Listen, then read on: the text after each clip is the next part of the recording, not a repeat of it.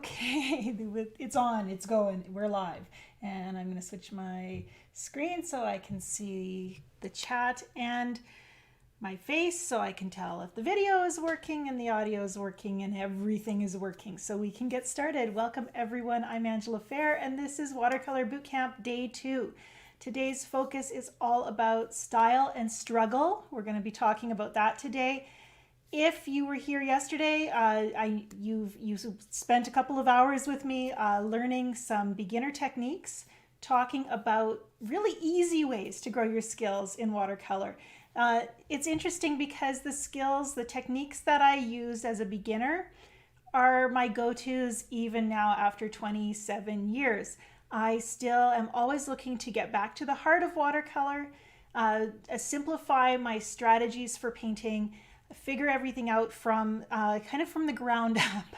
And the techniques I used as a new painter are the same techniques I'm using today. I just, have a little bit more versatility and knowledge in implementing them. So hopefully that encourages you as you think about wherever you're at on your journey through this beautiful medium. And before we get started, just a little bit of housekeeping. First of all, if you have trouble with the feed at all, if your audio disappears or this audio or the sound or the video or the things you see, reload your page first of all before you panic. Just sometimes that, reload can help a lot. If for some reason a disaster happens and we are completely cut off from each other, the feed ends and we're left in the middle of a sentence, do check your email because we will regroup, start a new feed and send you the link so you can rejoin us. And we'll also make sure to post it in this video chat, just so we have all of those bases covered. If we have them covered, that means they're not going to happen. We're safe. So I want to introduce myself. First of all, my name is Angela Fair. If you were here yesterday, you got to hear a little bit of my watercolor story, and I'll be sharing more of it today. And I also want to introduce Robin, who's my moderator today. She's keeping an eye on the chat, and it's streaming past at a very rapid rate because there's so many of you here. Right now we're at 300, and I know it's going to keep growing as people check in a few minutes late. And Robin's going to keep an eye on your questions, any relevant comments or stories that you want to share in the chat. She's watching for those, and we will do a Q&A at the end of the session. And I want to we're gonna actually start by covering a few of the comments from yesterday's session as well. I'm seeing you introduce yourself. We have people checking in from all over the world. Every time I glance over, I see a new handful of places listed, east to west in both Canada and the USA. I think predominantly we are North American. And then we get to see some beautiful locations mentioned all over the globe. I saw someone checking in from Australia. It's morning there. South Africa is experiencing a little later in the day. And I saw Ecuador, Switzerland. I've been cross-country skiing with a friend from Switzerland lately, and it's always fun talking about some of our cultural differences and the things that connect us as well as we explore the winter wonderland that is northern British Columbia together. I'm also seeing... just a bunch. Slovakia just checked in. Hi there. Los Angeles, Slovenia. Slovenia and Slovakia. That's awesome. And then we have neighbors as well. I saw someone checking in from Fort St. John, about an hour away. Janet's here, and she lives just across the valley from me. I can I don't quite know where your house is, Janet, but I can kind of imagine it as I look across the valley. And just continuing to just stream in and just welcome here. I know a number of you are experiencing weather. Robin, my moderator, my right-hand lady, is expecting freezing rain, and I'm really hoping it doesn't cut your power out while we're videoing here, Robin. So it's just a privilege to be together. What brings us together is watercolor, and it's such a wonderful, beautiful, connecting medium. It's so, I feel like artists, I've noticed that sometimes you'll see artists who work in other media, and and they don't have the relationship with watercolor I feel like that I do. I feel like watercolor is personal for me. Like we are friends, more than friends. We have a little love affair going on. And in any relationship, we have our ups and downs. I learned I learned far too late, actually. It took me a long time to realize that in trying to control watercolor and force it to do what I wanted it to do, I was not allowing our relationship to thrive. And a big part of my process was learning how to be in relationship with a medium that wants to do its own thing. How do we work together? How do we trust each other? And I know it's an inanimate object. It doesn't have feelings like I do, so I have to think about my feelings. And I don't worry about watercolors so much, but I do definitely think about the parallels that I have in my human relationships. I also often see them taking effect in watercolor. Crazy stuff. I have gone through huge transitions in my journey as an artist. I started out quite young, and because I started painting when I was 18, I didn't have a strong sense of my identity. Really, at that point, I think I grew up kind of a little bit of a pleaser. I'm an oldest child, and I think birth order has something to do with it. But I always wanted to follow the rules, to be responsible, to meet expectations or exceed them. And when I started painting in watercolor, I approached it very much the same way. And I thought I'd show you the first kind of significant painting that I created. It's close by here. And I have it in a frame, but I thought I'd share it with you because it's very different than my style today. And I think you can see that. Very controlled. This was a botanical, local floral arrangement. And when I look at that painting, the most significant thing that I remember from it was my anxiety. I would put a brush stroke down and I always had a paper towel in my other hand, and as soon as I would put that brush stroke down, I would second guess it. It would seem too strong, too powerful, too impactful, and I'd dab it off again. And so every mark had to be super subtle because I was just afraid to really commit to anything dynamic in the painting. And when I look at the painting, I think about all those brush strokes I put down and then immediately panicked and removed. That's the first thing that I remember. The second thing, the second reason that painting stands out for me is it was the first painting that was a permission granter for me. When I look at that first painting, when I looked at it the first time when it was complete, I thought to myself, this is actually good. Finally, I have something that makes me feel like a real artist. I could put this in the local art gallery. Maybe I could be an artist. And so that painting for me was a milestone because it was the first time I really allowed myself to consider that I could be an artist and that maybe I was good enough to be an artist. And over the years, I've really had to transition my definition of what makes an artist and also where permission comes from. That first time of saying I can call myself an artist and owning my identity was the beginning. And I've had similar breakthrough milestones in different areas of my watercolor journey, things that have helped me to pursue art with passion and authenticity over the years as I've grown. And we're going to talk a little bit more about those coming along. I see comments about birth order. Yeah, I know you're some of those firstborns are out there. You're feeling me. I have actually my daughter is the oldest in her family, and she's she just turned 19, and you know what? She's going through so many of the same identity things that I went through. It's deja vu all over again. We're going to just talk here. I moved my notes, and so I wasn't going to look at them anymore. I don't know what that's all about. We're going to spend about 2 hours today talking about struggles and style and self-expression.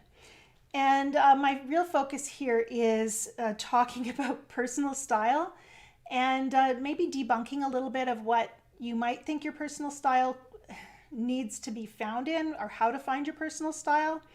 I know that often once watercolor techniques start to become known to you, you want to use them to express yourself and find your style. And so you might be asking questions like, how do I know if I have a signature personal style? What is my style? How do I find my style? You might be struggling with the lack of confidence, and I actually I know that for a fact because I see a number of comments, excuse me, from yesterday. Just here's one, word for word. I am struggling with confidence. This artist says, I have several pieces I want to paint, but they're just sitting there waiting. I'm not sure if I lack technical skill or creative ideas or a belief in myself or what the exact problem is, but I just feel anxious to start, so I don't. And I can relate to that. How many times did I stay on the couch instead of going to the studio when I knew I had time? Oh, and by the way, when I say going to the studio, in the early days of painting, that was a corner of my couch.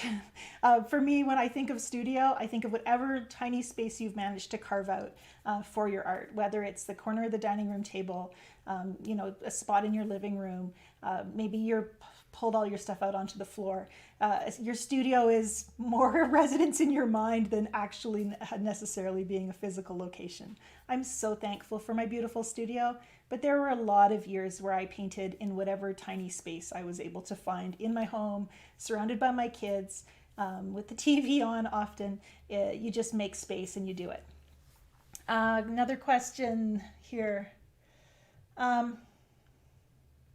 Oh, this is a good one. I've got to the stage where I feel reasonably confident about the main techniques and enjoy experimenting to create texture, etc. But I've been feeling lost about what I want to paint and finding inspiration for my paintings. So, is that a confidence thing? It's definitely, there's a decisiveness that's missing. So what is that all about?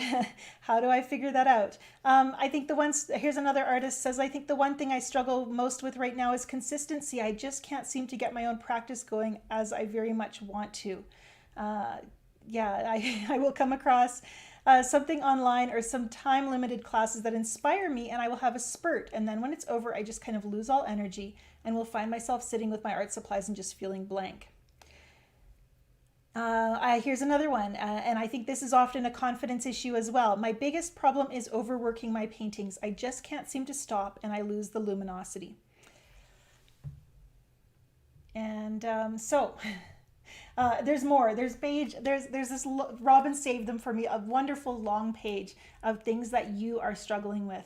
Those are a few of the confidence issues, and I wanted to talk about those first of all. And I was thinking, what we really need is a session of, Dr. Ange's watercolor counseling session.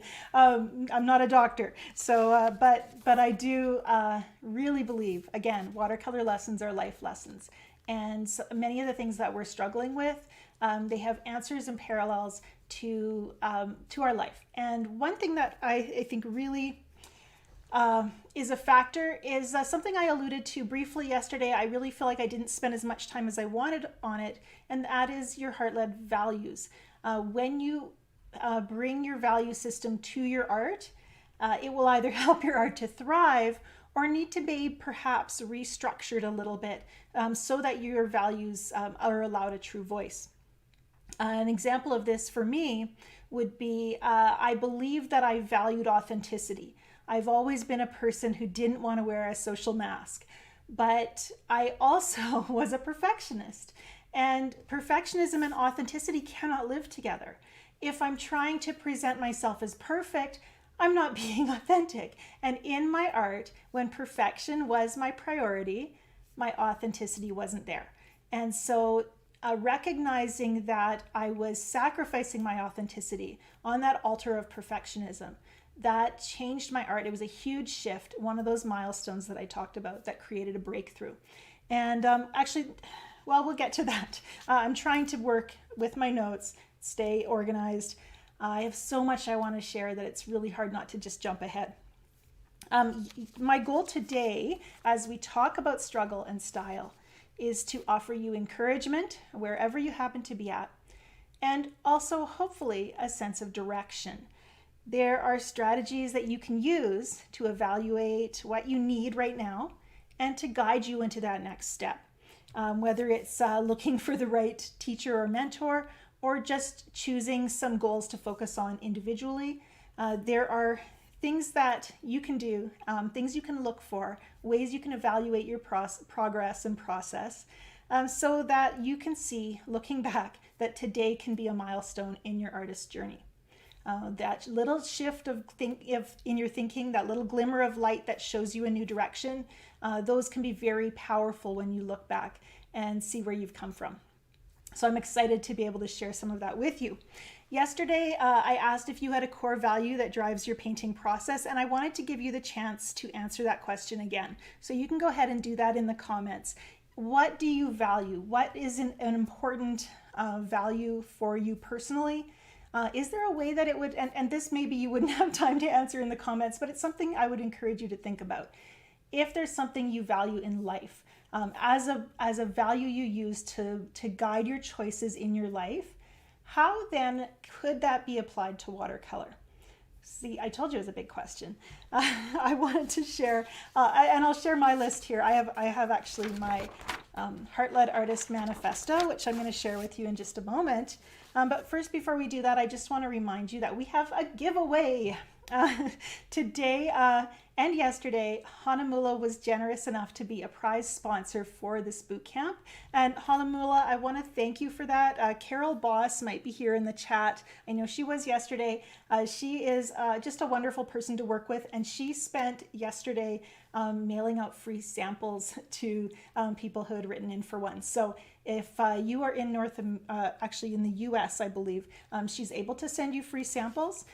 Opus Art Supplies in Canada is where I order my Hahnemühle paper from. There is in the description below the video a link that you can use to enter the giveaway. We're giving away 4 Hahnemühle The Collection blocks. Here's one, just to show you. I've been using these. It's actually been really wonderful to be consistently using these Hahnemühle blocks. For one thing, all my paintings have been the same size for quite a while. And so I have this wonderful collection, this beautiful stack of paintings that are all fit in the same frames. And it's really beautiful to see the body of work that's been created with this paper over the last couple of years, I think. I do want to mention as well, Hahnemühle is giving away 4 of those watercolor blocks. It's the collection. They're 100% cotton watercolor paper. And like I said, I've been using them and very much enjoying them. This is the same paper I'll be using later on in today's demonstration. And when you join today's workshop and sign up at that link, you are also entered, if you've been able to enter both giveaways, you're also entered to win our grand prize, which is a $200 gift card to Blick Art Materials. Or if you're outside the US, we will make that gift card apply to whichever art supply store you prefer to shop at. And a year in my Heart-Led Artist membership, which is 29 online courses that you can access for a year, and my online artist community with live lessons and a place to share your work and get feedback and just nurture your growth as an artist. Hahnemühle is only able to ship to the US and Canada, but we want to make sure that our international entrants, if your name is chosen, you will get a prize as well, so don't worry about that. Now, I'm going to take a drink of water because that was a lot of mouthfuls. I know I have members here in the boot camp today who are members of my Heart-Led Artist membership. Go ahead and introduce yourself in the chat and just let me know that you're here watching today. Usually on Tuesdays, we do a live studio session. It's an opportunity for my Heart-Led Artist community members to look over my shoulder and see how I teach myself to paint every day. Every painting that I start out not knowing how to paint it. Everything's new. I don't paint the same thing over and over again. So there's always that question. What's next? How do I paint that? How am I going to surprise myself today? And how am I going to teach myself to paint today? And I love sharing that with my Heart-Led Artist community. The Heart-Led Artist membership is, I did share a little bit about it yesterday. There are 29 plus courses, hundreds of hours of live video archives, and then that ongoing mentorship that's offered by the community. I like using the word mentorship because I really believe in the power of other individuals to help you support your creative journey and lift you up and encourage you. Mentors should spur you forward, lift you up, empower you, and help you to be brave. mentors have made a huge difference in my journey. And really the biggest thing that my mentors have done is made me brave. Most of the time, mentorship for me has not been a person-to-person, face-to-face experience. It's been the little things that I've gleaned from other artists who model this kind of authenticity, this heart-led purpose in their work. And I have carefully selected mentor artists to follow who share my artistic values. They inspire me, again, to be brave, to be the artist I was meant to be. And mentorship can often happen peer-to-peer. When you're following in the footsteps of someone who's often right beside you or just a step ahead. And I love seeing when I have a mentor who's just a little ahead of me. There's a resonance in their leadership.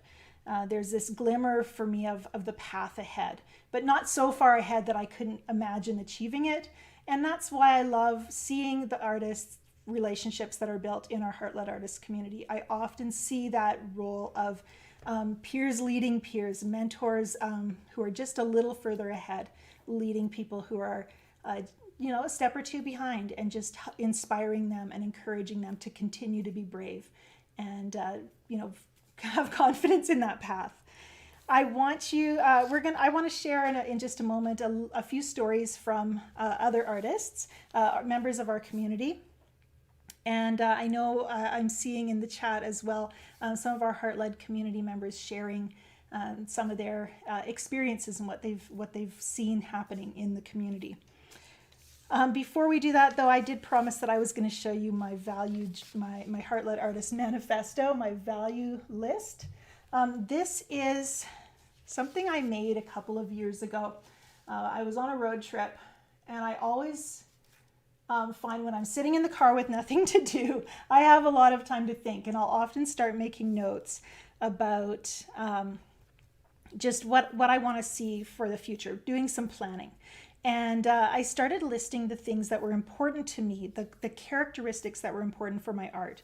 You can see here my art comes out of a process that is, I'm just going to read a few of them. Number one is patient. I recognize that I'm on a lifelong journey and I process what I'm ready for. As an artist, another Heart-Led core value is to be forgiving, forgiving of myself. I'm going to fail. I have limitations and I accept where I'm at. I can't be different than who I am at this point. I want to keep growing, but I also have to recognize that I need to have a peace with where I am. 3, I'm vulnerable. My Heart-Led art comes out of a process that is vulnerable. And my most authentic art comes when I'm willing to show who I am and pour myself wholeheartedly into my art. Number 4, my Heart-Led art is imperfect. I recognize that this idea of having a gift is a myth, and that perhaps an obstacle or something I see as a limitation might be a superpower for me. I'm going to dive a little further down the list here. My art as an artist, I want a process that is relentlessly curious. I want a process that's reflective. I look back to celebrate my milestones. I want a process that's trusting, determined, or stubborn. And I want a process that's fun-loving. I'm an adventurer, but I want to adventure safely. So watercolor is really perfect for me because it's not very dangerous. I'm saying this because I was at the emergency room with my son. He likes dirt bikes. And you know what? He gets a lot more stitches than I get as an artist. I'm just putting that out there. And my art is also open to change, and that's something else that I prioritize. Recognizing that if I need to make a course correction in my process, it is not that I've failed, it's just a standard thing. I'm always making small adjustments so that I can get truer to who I am and more authentic in my journey. And I really wanted to show you that list because I think about this list a lot. I keep it up in my studio. I want it close by. And I like to add to it sometimes too. Sometimes I think about new ways to look at some of these values and other ways that they inform my work. Oh, there was one more I wanted to show you. Let's just flip over again. And that was this one over here, self-caring. And it's very brief here. I didn't describe it very well. I just wrote cost versus value. And so I wanted to explain that because we talk a lot as artists. I see it all the time in online watercolor communities, Facebook groups and so forth. Artists talking about wasting paper and wasting product or wasting time. We need to recognize the value of self-care and the creative process. When I really believe that no paint is wasted if I'm using it to paint. It is having this idea of focus on the cost of the supplies rather than the value they bring to my life is very short-sighted of me. And I really try to remember that. There's a big difference between the cost of my materials, the cost of that time I'm carving out for my creativity, and the value it brings to my life. And so the best way to make good use of the cost of my materials is to think about bringing as much value into my process as possible. If I'm self-critical, if I'm negative and down on myself about every failure, every unanticipated brushstroke, every undesired outcome, I am working from a cost-based perspective rather than a value-based one. Rather, I want to bring all of these other values into my process to enrich my art, even when the supplies are going perhaps in the garbage after my painting session. Maybe I don't want to see that painting again. And the value is still there when I use it for that personal self-care, creative mental therapy, mental health. Those are important things. So I just wanted to make sure I mentioned that, made it very clear. We're going to move back to my notes. I wanted to share a couple of stories with you from my Heartlit Artists community. But before we did that, I almost forgot to share this really lovely little story from Dahlia, who joined us in the boot camp yesterday. She says, I need to share an adorable story with you. My daughter Violet is 3 years old and often watches your painting videos with me, which I love. Today, my mom and I both attended your boot camp, and Violet joined us off and on. She painted along with us and saw us tilting our papers and followed suit. She got so excited and said, my paint made a house. And I loved how she said that the paint made it, because it is so in the spirit of watercolor that the paint also has a voice in the art, and she was able to listen. Thank you so much for all the work you put into and heart you put into your videos. We appreciate you. Thank you, Dahlia. I just thought that story was wonderful. And from the mouth of children, isn't that right? We get to celebrate what the paint does, and maybe sometimes blame it when it does things we don't anticipate, rather than feeling so burdened that every failure is my fault and every beautiful thing is, just a happy accident that I had nothing to do with. I want to take real credit for the beautiful things that happen on my paper. Nina comments regarding core values. Nina comments, generosity is a core value of mine. I can see how this would come through in my art. Yes. Being generous of spirit means just pouring out, for me, just pouring out what I have. And trusting that there will be value, good things coming back to me as well. Penny Gold says compassion. I'm not sure how this would come into my art, but it's a core value for her. I really believe that compassion, for me anyhow, especially as a recovering perfectionist, compassion has been a core value that was something I was better able to give to others than to myself. And in my art, I've learned to be compassionate toward my own self, aim it inward instead of always focusing it outward. And that's been really valuable for me. Abby says a connection to my ancestors who are watercolor artists. We actually had a conversation about this in the Heartlit Artists community recently. One of our artists was talking about her connection to a grandfather who had been an artist, and how every time she paints, she gets to celebrate his legacy. And I have stories like that too, and they mean so much to me. Dennis says, authentic, free of shame and condemnation, free from perfectionism. And yes, we look for me, that's huge. To be accepted, to accept myself and what I'm able to bring, even though I have limitations, even though I can't take that vision in my head and just birth it fully formed onto the paper. I want to be free from feeling bad about that. I want to celebrate what I am able to bring, even when I miss the mark. Wonderful. I value the joy in creating art, and I bring that joy to others. Yes. Core value is self-expression. I prioritize what my heart wants to say and sharing what I think is beautiful. Emotional expression within my painting. Yes. And then also the way I value the environment and the changes to the environment and how important those are to me to recognize. Very good. Yes, I have worship, self-esteem, honesty, authenticity, again, reflecting the beauty of the creator. Learn, grow, and create. Never stop learning. Yes, curiosity. Authenticity, beauty, spirituality. These are wonderful answers. Thank you for sharing them. These a wonderful long list. Thank you for that. Whew. We could just have a conversation all day about core values and art. And there's actually some really wonderful writing regarding artist mindset.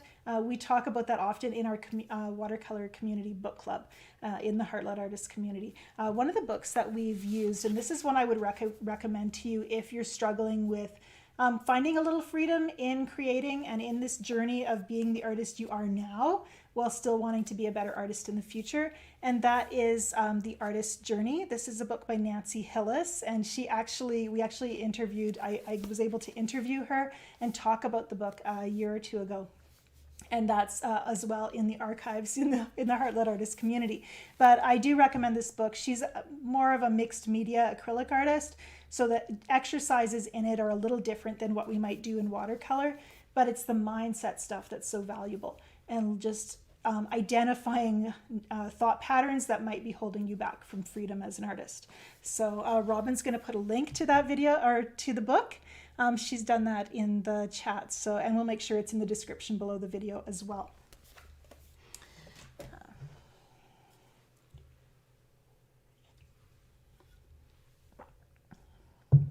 Watercolor is transparent, and that means when we're painting, not only do our layers show through, and it's very hard to cover a layer of paint in watercolor, but it also shows our heart.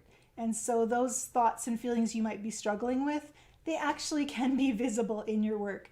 So often I see, I'll be looking at a painting by an artist, and my eyes will instantly go to an area where they were second guessing themselves, feeling anxious or lost. And it shows through in how they tackled that area of the painting. And so this working in process and inviting your core values to play a role in your work is very powerful. Let's just move on, flipping through the notes. We're going to talk today about style. And we've talked a lot about authenticity. That's very much a part of style. Our core values are going to inform how free you are to explore your personal style. And I want to just start by showing you a few of my paintings as we talk about style.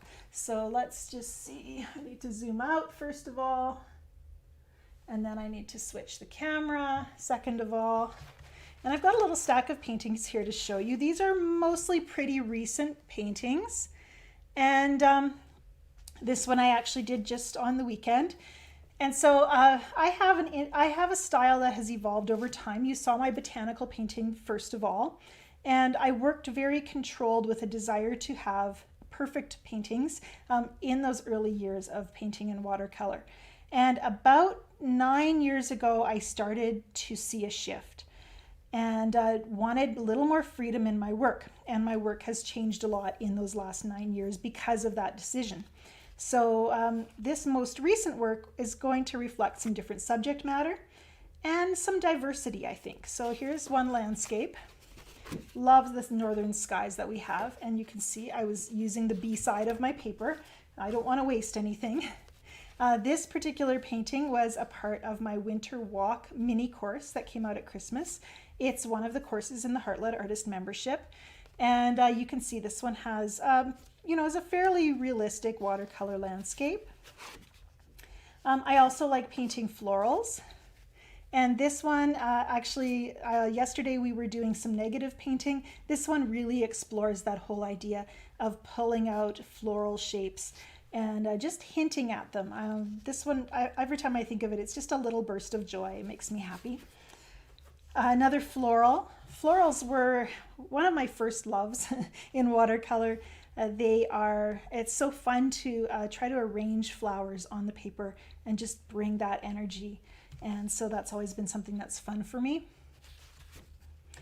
Here's another landscape. This one was based on my recent watercolor workshop in Italy last October. And one of the locations that I saw there, when I came home, I got to savor that memory by painting that scene and remembering how that tree and the light on the tree has really struck me and just been something that I wanted to capture and paint. And if you ever want to travel with me and paint with me in person, I do have a spot on my website where I post announcements for upcoming workshops. Right now, the only one I have planned is in Wisconsin in the end of July. Robin will put the link in the chat. Here's another landscape. This one's actually, I'm not sure if it's finished or not. I was really enjoying playing with colors for this one and keeping things pretty loose and simple. And actually, I don't know if you noticed over my shoulder here, there is another version of that same scene. It's 4 feet wide. And I don't think it's turning out, but I might end up flipping over that 4 feet wide piece of paper and doing it again. So I love doing florals and landscapes, but I also like really trying to push my boundaries of how simple can I make my landscape? Does it become more striking when I simplify? How strong can I make my marks? And I love following artists. I talked about mentors who remind me that I can be brave and paint whatever I want. And so I'm really, this is something that I did recently. I hadn't shown it to anybody yet, so you guys are the first. And really was exciting to paint these two strong trees just guarding over my winter landscape here. And another brave one that is another landscape that I haven't shown a lot of people yet. And this one was really enjoyable. It was all about mark making and making strong, bold marks and letting my landscape be abstract. And it's interesting because if we're talking about style, we have this very much more controlled and realistic landscape painting. And then we have something like this. And it would be easy to feel like I'm obligated to be one or the other rather than feeling free to do whatever I want. We're going to talk about that in a minute. Here's another abstract that was really enjoyable. This one was testing out Genza watercolors, and they have an absolutely beautiful color called Embers that is like a shimmery black and red. It's both black and red. I don't know how they do it, but just a little pan here. And so that was fun to explore. And then mark making. I loved making these marks that brought me right back to childhood, to tell you the truth. And there's something very raw and pure in letting yourself be a child on your watercolor paper. And something in me is drawn to utter simplicity. And that's what I felt in this landscape, which is also very abstracted and very minimal. I feel like people don't always understand when I start doing less on my paper and keeping things more simple, but it's really exciting to me and significant for me to do it. And I have to let my own feelings about the painting be my criteria on how I evaluate my work and the direction I choose for it. And I really fight for that, letting my joy in my own work be pure and powerful, even when others don't recognize the strength of it. And something about this just makes me very happy. And so that means I get to sign my name in the corner and call it finished. So, some diverse work, and I wanted to talk about that because we are talking about personal style. Which of these paintings reflects my personal style? And how do I use these paintings to guide my decisions as I move forward? to strengthen my style, to let my style evolve.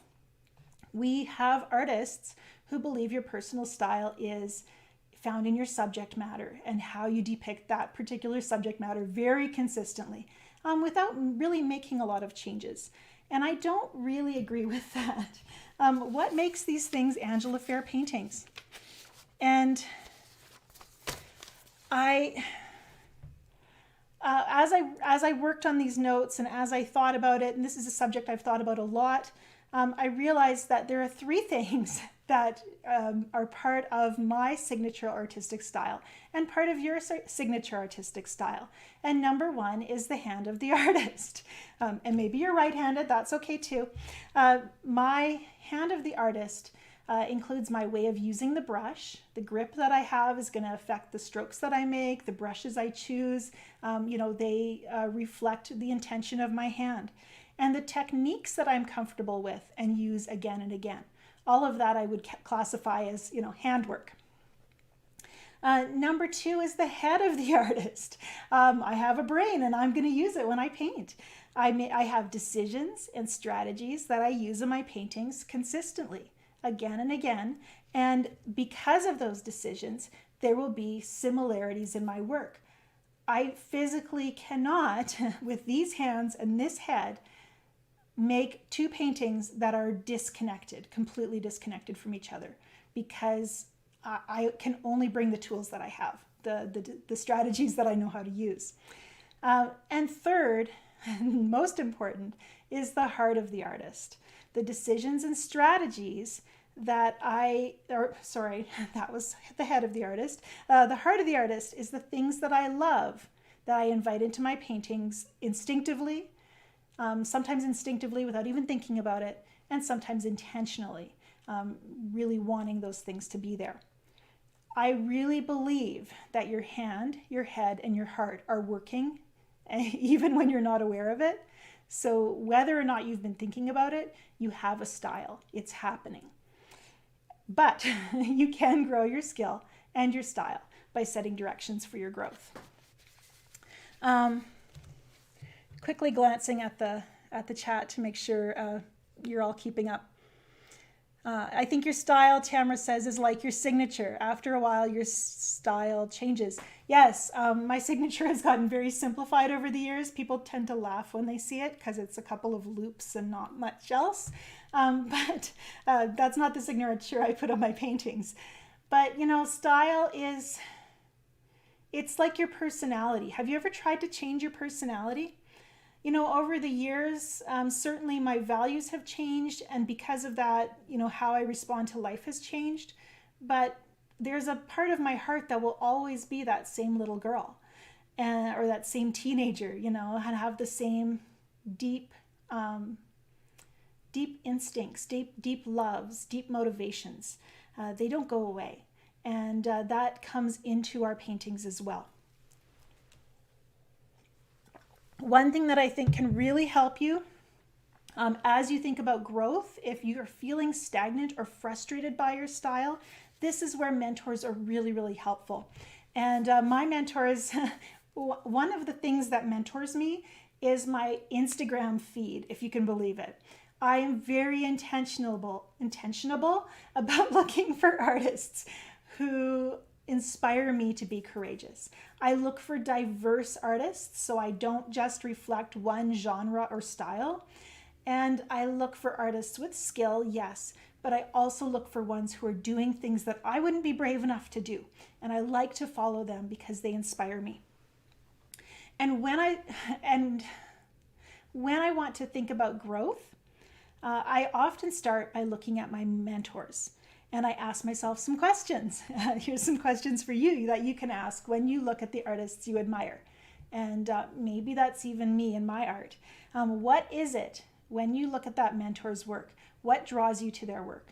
Is it their colors, their brush handling? Maybe it's their subject matter. Maybe it's the contrasts in their work that make it quite powerful. Maybe it's the story they tell. Or perhaps you have a more visceral reaction. Maybe you're yearning for values that you see in their work, the same confidence, the same intensity, the same sense of play or freedom that their work depicts. There's an artist I follow on Instagram, I think it's Taylor A. White, and the reason I follow him is because he has so much fun making his art. He is so willing to poke fun at himself and just get ridiculously silly. He sacrifices all his dignity in order to make just art that shows that really unabashed sense of play, an undignified sense of play that most of us as grown-ups, we're not sure we can get away with that. And he does it. And so I'm inspired by that. I'm inspired by artists who are willing to be very, very simple. And I'm inspired by artists who are willing to have a lot of fun with their work. That's something that I love. Another thing that you can think about as you think about your personal style is that we often focus on growing our skill and technique as a means of being able to do everything we want to do in our paintings. And I have learned that style, a style that involves your head, your heart, and your hand working together is, it needs to be balanced. There needs to be a partnership between those three aspects. The heart does what the heart can do. The heart does the love thing, but it cannot do it without the skill of the hand and without the knowledge of the head. And finding that balance takes time and insight and that course correction thing I was talking about. I really believe that we are often conditioned to pay more attention to the knowledge and skill gaining aspects of our artistic development, and we're slower to heed the softer, quiet voice of the heart and our intuition. And I encourage you to ask yourself, if you're thinking about how to balance your style with your technique and your decision making and your love and vulnerability, all of those things, ask yourself, how trusting am I of my instincts regarding painting? Does fear of making a mistake drive most of my decisions? And can I make a place for play without fear of mistakes? Do you blame yourself when a painting doesn't turn out? But don't give yourself credit for the happy accidents. Look at those things and think about your balancing act. How are you doing there? Think about right now and feel free to let me know in the chat. What are you focusing on right now in regards to growing as an artist? Is it something that supports your head, your heart, or your hands? Go ahead and leave that in the chat. You don't have to be specific, but just, is it easier for you to focus on the hand stuff, the skill and technique? Maybe you're spending a lot of time studying up on composition and those decision-making things that are involved with choosing a strong composition. But where is your willingness to listen to that quiet little intuitive voice? We did the wet and wet exploration yesterday, and if you didn't watch yesterday, if you weren't able to be here for day one, I would encourage you to go back and watch the workshop and work on some of those wet and wet color plays. That is a place where I let my heart speak. And while the skill is in technique, losing my voice, while the skill and technique is growing, I also really work to engage my love. Notice the beautiful things that are happening on the paper. Listen to the quiet voice that says, what if you put a burst of bright color in? And celebrating those beautiful things. I really believe that when we are out of balance, the head, heart, and hands thing, we start to lose our joy. And there was a time for me when I realized that I had lost sight of my path. I had lost my joy. I was procrastinating instead of painting. I was overworking paintings past the stage where I loved them because I wanted other people to like them. And that was my bigger goal, was someone else's approval rather than my own. And my desire to make paintings that other people loved had overcome my earliest love of watercolor. And it was a heavy burden. And I didn't even realize I was carrying it until I put it down. It really felt like being reborn as an artist, letting go of all of the things that I wanted to, all of the people that I wanted to please, letting go of all of that. It felt a lot like being reborn, and it felt a little bit like learning to paint again from a new set of priorities. And my phone is ringing. Ignoring that.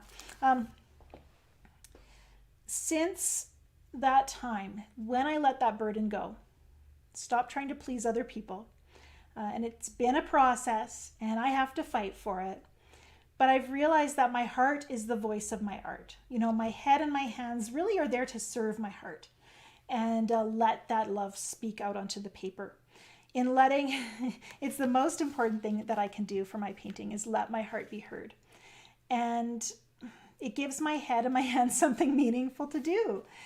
And in prioritizing my heart-led self-expression, I have been able to make art that thrills me on a deep personal level.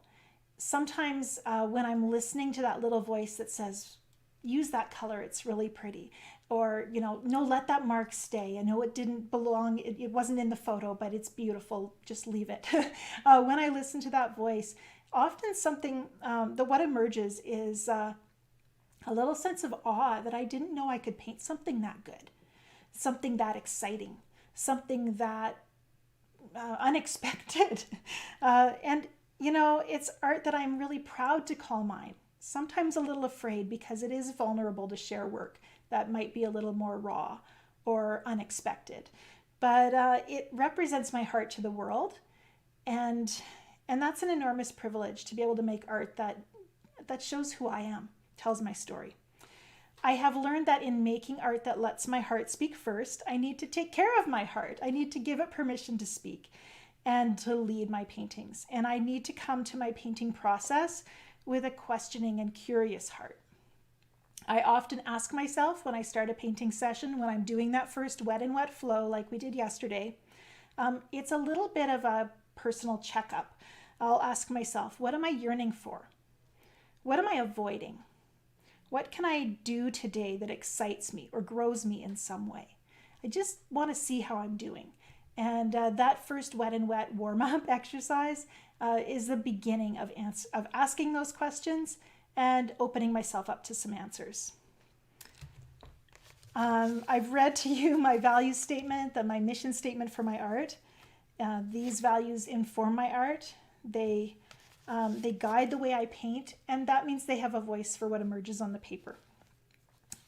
As you grow your skills and as a growing artist, you want to discover your own personal style. I would encourage you to structure your learning in a different way than if you are simply focused on learning technique. Step-by-step tutorials serve a really good role, and there are so many great ones out there. It can be so helpful to take the decision-making process and put it in someone else's hands. To have an instructor to tell you what to do, and learning technique through following along is a really good way to just let others model their own process for you.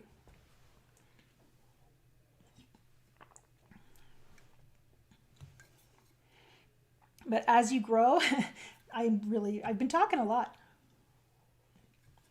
And we are still going to paint yet. We've got time. Step-by-step tutorials get to show you how other artists make decisions. But as you grow, you become ready to shift to a process and an approach that is more principle-based. And this is where you might start looking for, a different kind of leadership, different kind of guidance. The first thing you can do is look at your own art. Look at the art you're making now and ask yourself a few questions. If you're taking notes, it's a great time to get your pen out. Here's some questions you can ask yourself as you look at your work, and with the desire to think about what you want to, where you want to go next. First of all, what's working in your painting? And second of all, what's not working? Where are you frustrated right now? And what does that frustration indicate? What would make a difference right now? That whole question, if only something would change, then I would, see the growth I want. What is your if only? What's your long run plan, and how are you working towards your long-term goals? And are there some short-term goals that you can set to help you get there? And then finally, are your goals that you've set already reasonable or unreasonable? I had a goal of making a perfect painting, and I would just know that I was good when I'd made that perfect painting. And how do I decide if a painting is perfect or not? if it matches the vision that I had in my head, which wasn't even fully formed. In fact, I think often when we have a vision of our painting in our head, it's a lot like when you're trying to tell someone your dream and you're like, you know, I was in my house and then all of a sudden I turned into a black cat, and it seemed totally logical in your dream. And you know, our vision of our painting, I think, is like that. If we actually dissected that initial idea of what the painting was going to be, we'd realize that there were huge gaps in what we actually knew about what we wanted our outcome to be. That's what I've seen anyhow. I want to show you another way you can set some short-term goals to help grow your skill and create art that is authentic to you. And for this, I need to switch back to the work surface. We'll set these paintings aside.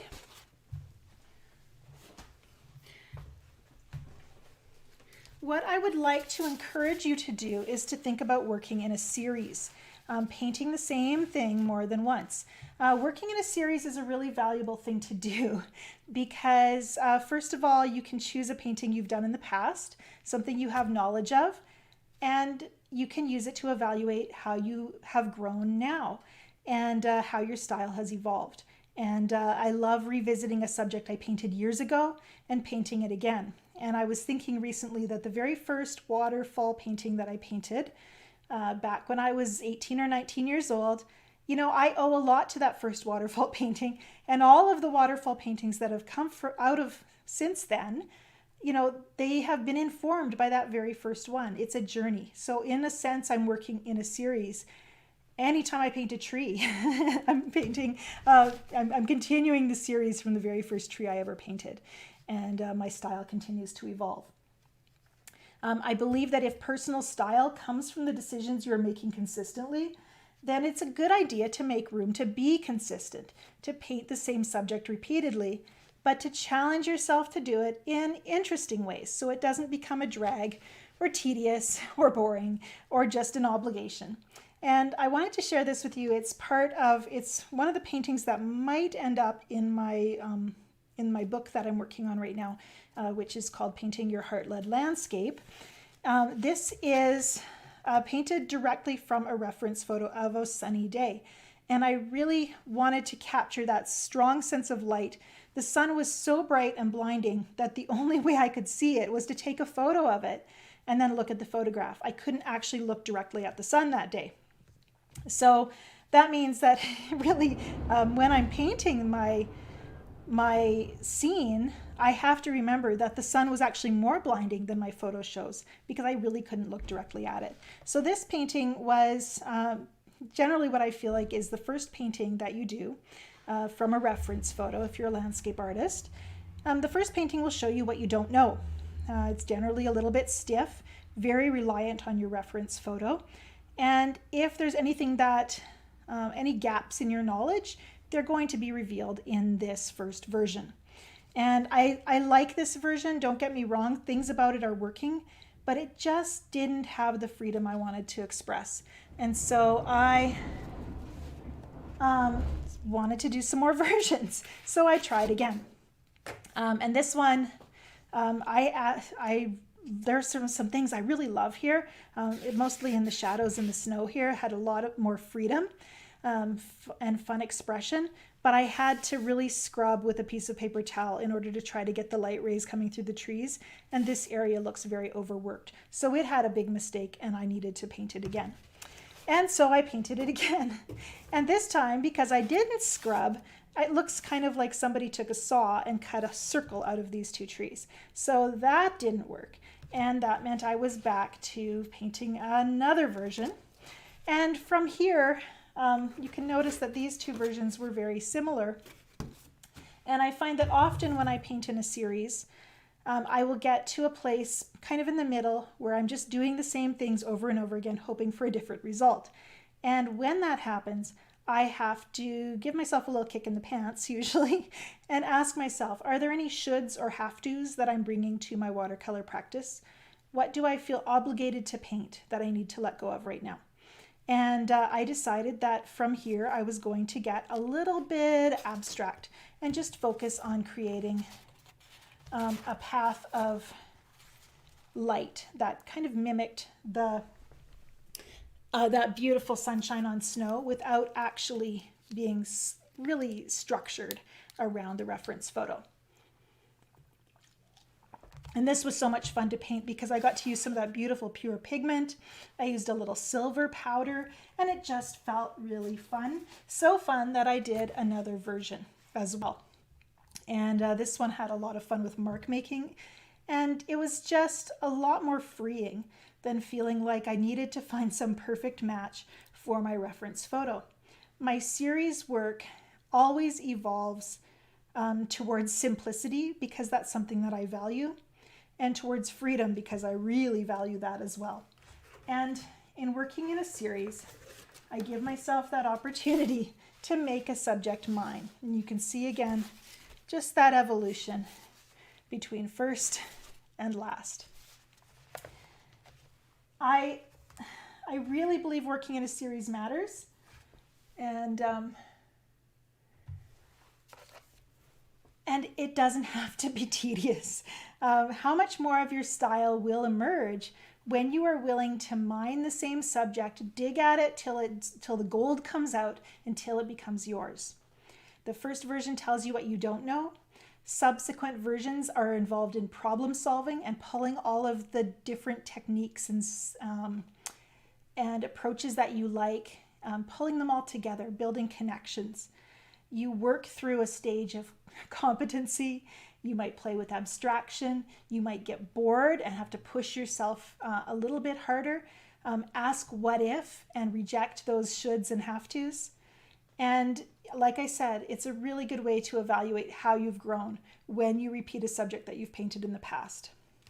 So a great way to find your style and to develop your style is to work in a series and develop that consistency, make it playful, have some fun with it.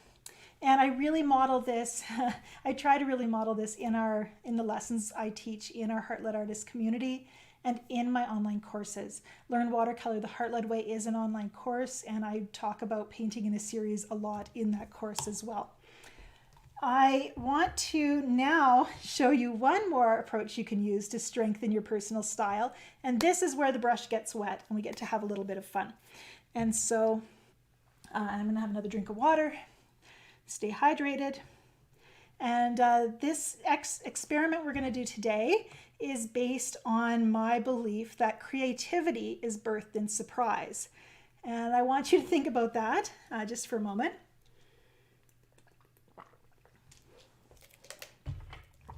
Creativity is birthed in surprise. Do you think that you can be creative and predictable? I think that we want to have some consistency in our work. And I'm just going to open up this Hahnemühle cold press watercolor block here. It's the sides are all adhered, so I don't have to tape it, which is just so great and fast. And oh, and I'm needing to switch the camera over so you can see it. There we go. These blocks are about 9 by 12 inches, which is a really nice size for landscape painting. Of course, I often paint vertically as well. So, and often because the blocks are so convenient, I like a square format in my paintings as well. And if I want a square painting, I'll often just tape it square. And then I have a little narrow strip to use as a bookmark or something like that, or to test colors on. So we're gonna do, yesterday we did a warm-up that was all about wet and wet flow. We sprayed the paper and made it soaking wet, and then we dropped in color. Today we're going to change it up a little bit, and we're going to start with dry paper. And I'm again choosing a round brush. This is the Rosemary and Company number 12 round, and this is the Kolinsky Sable. I mentioned before how it gets that nice puffy rounded shape when it's saturated with water. Natural hair has tiny little scales on it that hold that water in paint, so you can load it up, and it carries more pigment to your paper than the synthetic hair. Just going to get my brush nice and moist, and then we're going to choose a color. And I think, oh, I wanted to show you. I'm always inspired when I look at my dried palette. This little wash that we had yesterday, the mixture that we made gray out of, it's just dried with this beautiful texture. And I wanted to point that out because I learn a lot about color just by looking at my dried paint in my palette. It will tell me about colors that granulate, and you can see the way that it kind of crackled as it dried tells me that I'm probably going to get that texture when I put brush to paper and when I let that flow dry on my paper. So I try to pay attention to my palette to learn about color as well as actually using the colors to paint with. Now, let's see, what color should I choose today? I think we're going to start with a big, bold, dark mark. And for that, I'm going to choose one of the colors on my Daniel Smith dot card, and that is Moonglow. Moonglow is kind of an earthy violet, and it's a color that will separate a bit as it flows across the paper and shows some beautiful intricacy of color. And you can see I'm really working a little bit to get some rich color here. I want a lot of pigment on my brush, so I'm just taking my time to stroke that little dried mound of pigment so I get a rich saturation. I think that should be good. I'm going to hold my brush in the middle and I'm going to make one strong, decisive movement. And I'm feeling anxious. It's hard to do on camera. I'll do some like ghost movements first. Just a little warm up here. I'm actually, you can't see it, but I'm wiggling my hips in time with my brush. Okay, let's do it. And I said one movement, but it's, I don't know, like a dance. There's a movement and it goes on for a second or two. Okay, so we've got one movement, one strong movement. And this is an exercise I like to call experiment and observe, or act and respond. Look at what's been created. Before I make my next choice, I want to notice what I've just done and take the time. We tend to rush. We want to start a painting and then hurry to see if it's going to turn out or not. And rushing doesn't do our paintings any good. So my decisive movement is going to be to soften some of these strokes, and I'm going to use my spray bottle for that. So I'm responding to what's happening on the paper by inviting the watercolor to flow a bit. And I've been fairly careful about where I've sprayed my paper. And we're going to end up with a wet and wet approach, even though we started with dry paper. The spray bottle is going to bring in some of that flow for us. And I'm going to pause and look again. And I'm not looking to see what I'm making. My goal here is willingness to experiment, willingness to do decisive things. I mentioned before that first botanical painting and my timidity in painting and not wanting to make any stroke that was too strong of a commitment. This is the opposite of that. I want to make strong commitments, and then I want to allow evolution. I want to notice what's happening, and I want to invite the watercolor to be a part of it. I'm choosing a gold right now, quinacridone gold, and I'm going to touch it into areas where I know there's quite a bit of water as my next decisive movement. And I had a little fiber on my brush. I don't think that came off the brush. I think that was in my dirty palette. Look at how that color, it's very strong right here, and then it's diluting and flowing as it moves down the page. We could encourage more movement with that tilt. And let's do an echoing stroke. Often I will make a mark and then respond to that mark by either echoing it, repeating it, or doing something that would be perhaps the opposite.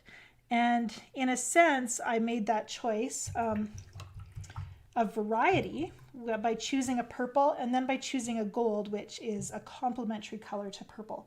So we have now some beautiful harmony movement. We've got this lovely diagonal stroke, and a kind of a V shape here. We've got another V in the gold, but it's a complementary color. So we've also responded with an opposite action.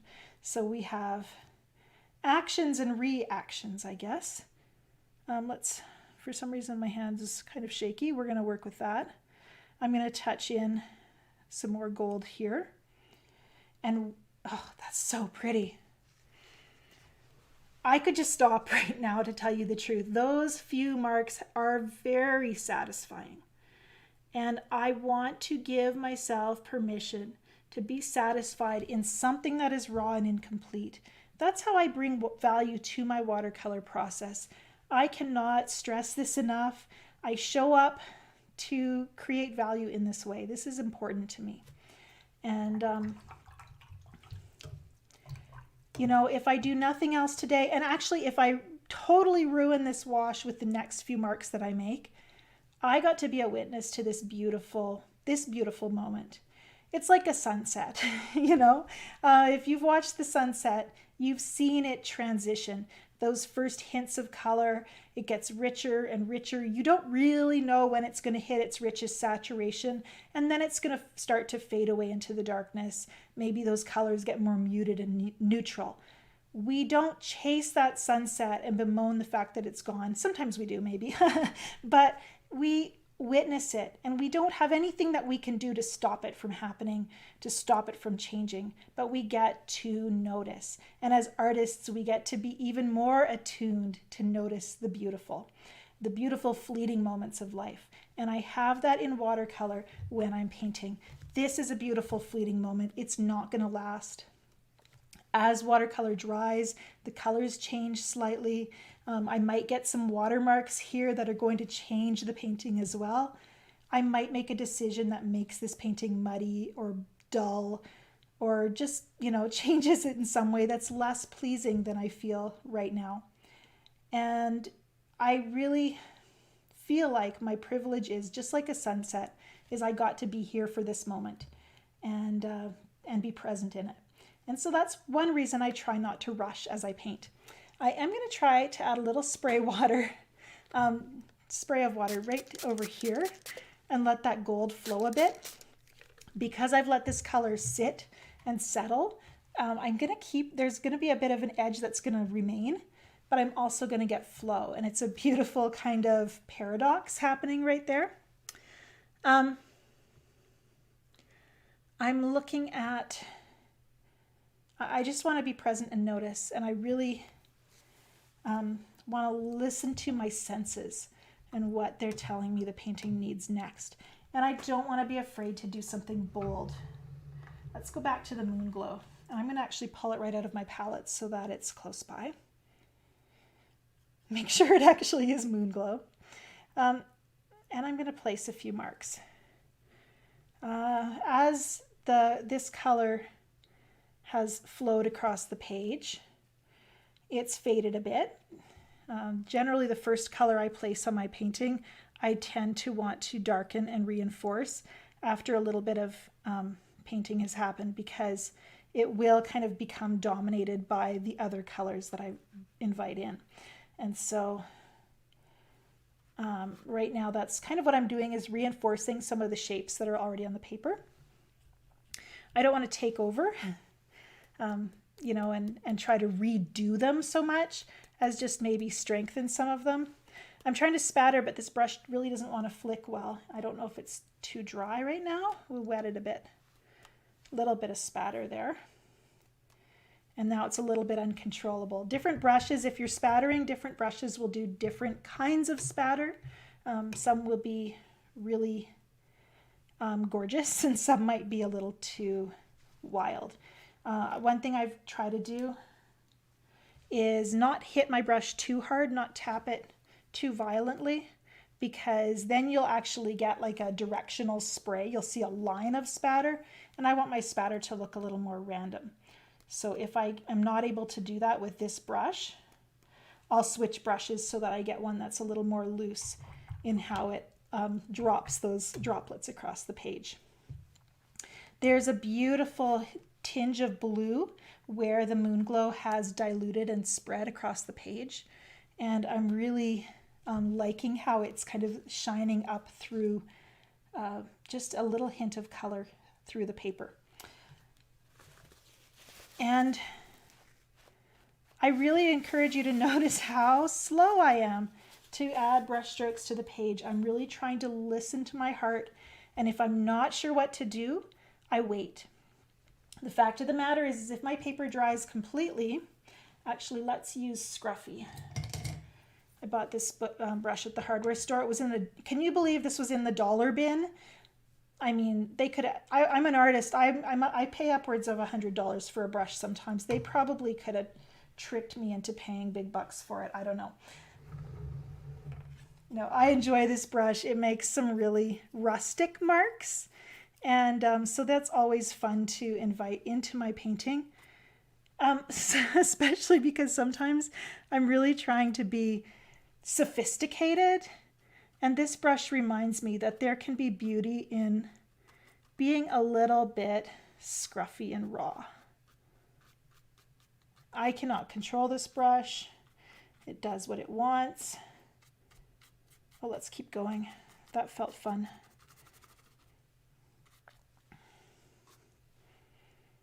There we go.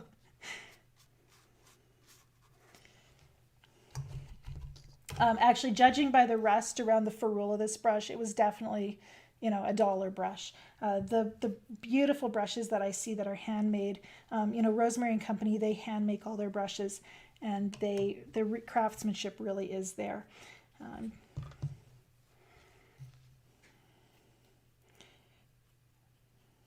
I have another, this is a long dagger striper brush. It's another one that forces me to make, to rely on the brush rather than trying to be sophisticated and controlled in all my marks. Can you see as also that I'm really following the first stroke that I made with that big V shape is continuing on? I kind of like, there's a calligraphy style mark right here, so I'm having some fun with that. Let's think about calligraphy. Calligraphy, you know, one of the reasons calligraphy is beautiful is that it's wide and narrow marks.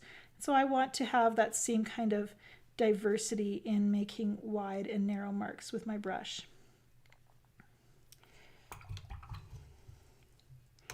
And so I talked about experimentation. One way that I've experimented today without being too dramatic is just by using 3 different brushes and really pushing myself to make a variety of marks. And this is a mark making exercise. I've got marks on wet paper that are softening and bleeding out. I've got marks on dry paper that are very crisp. I've got marks that I can't control and be studied about. They really are dominated by the shape of the brush itself. So I really enjoy this kind of exercise as a way of working my heart and my hand using the tools that I have. Where are my notes? They vanished. What this exercise teaches is something that Nancy Hillis talks about in her book, The Artist's Journey, that creativity is birthed in surprise, but also that in allowing ourselves to make one brush stroke and then let that brush stroke suggest what happens next. In Nancy's book, she calls it the adjacent possible, that each decision you make in your painting creates opportunity for the next decision. It can shift your painting.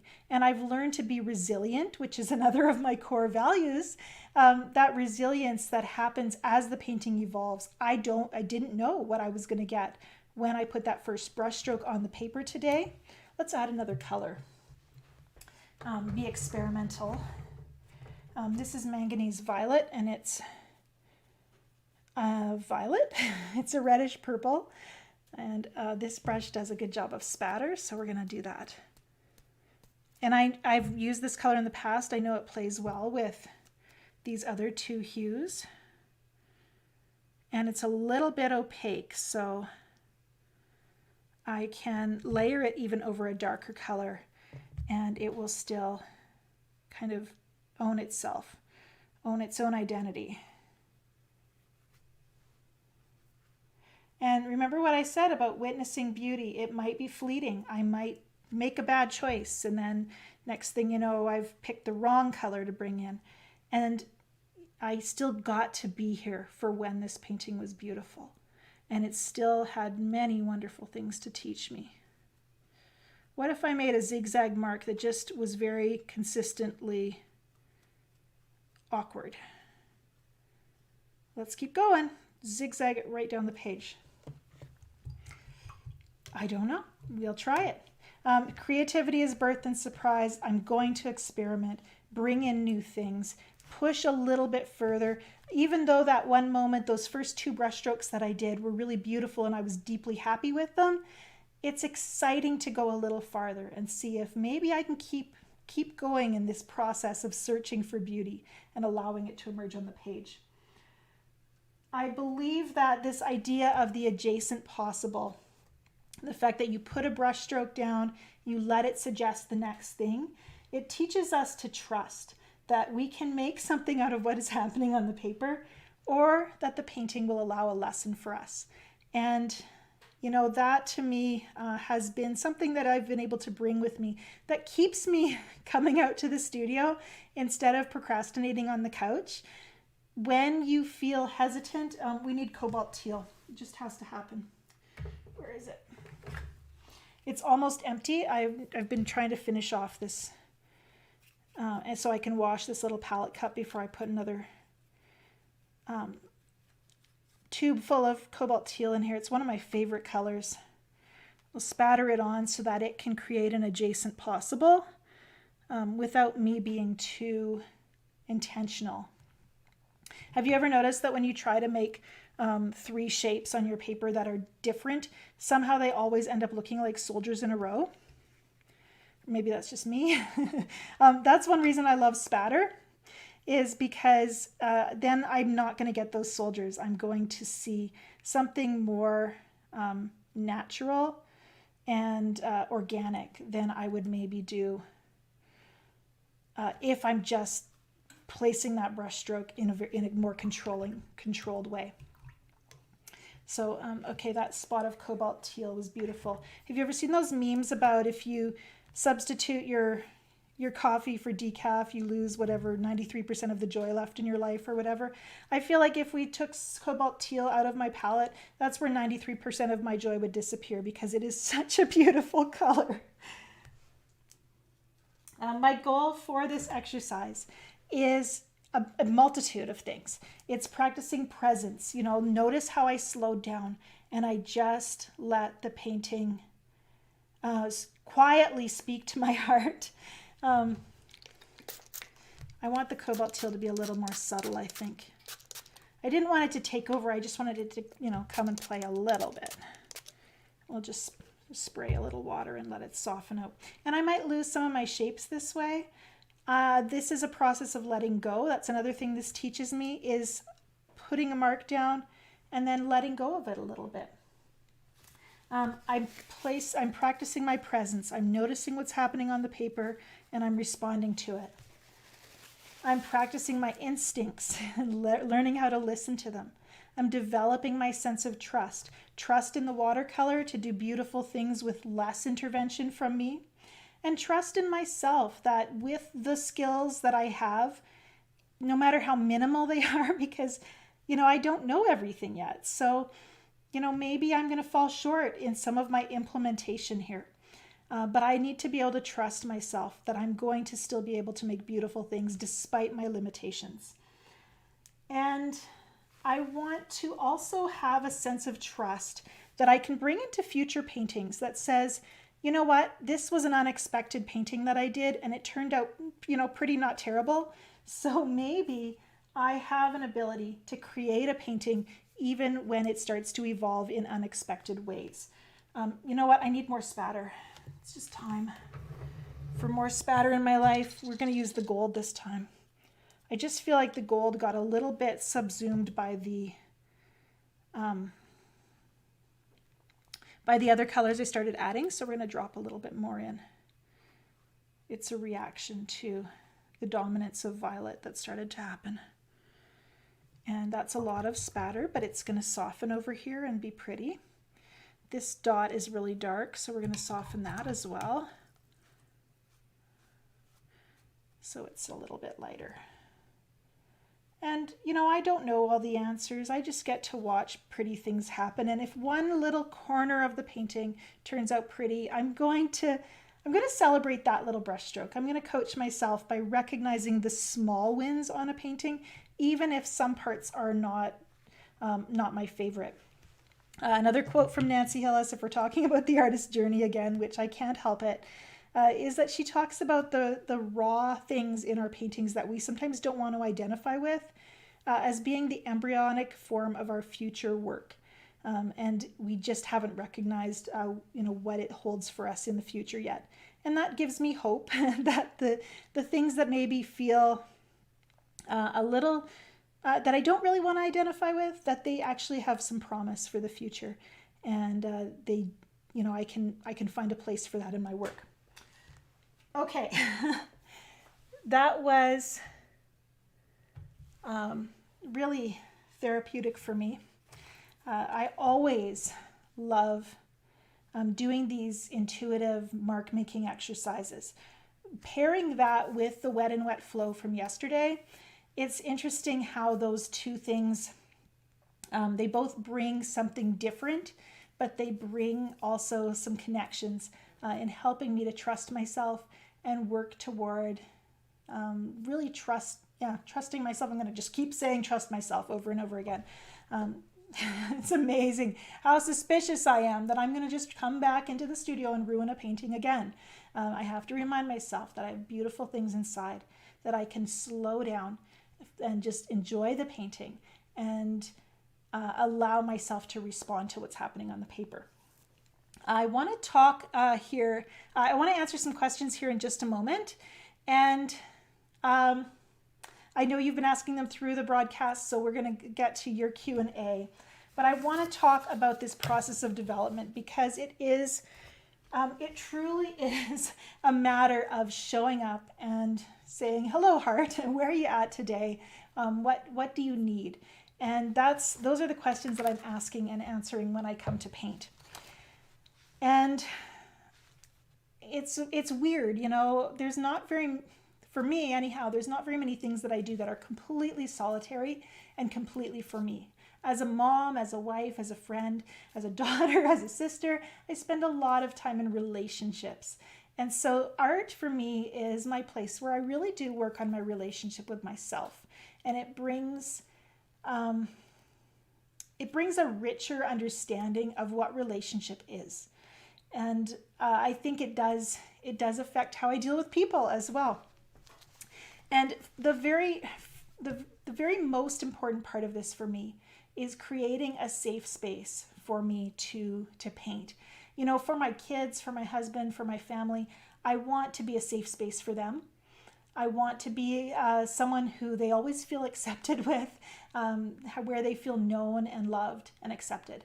And I want to create that for myself here in my painting studio. And it's a battle because we live in a world that tells us we're not enough. And so it is a discipline that I have, that I've recognized as an artist.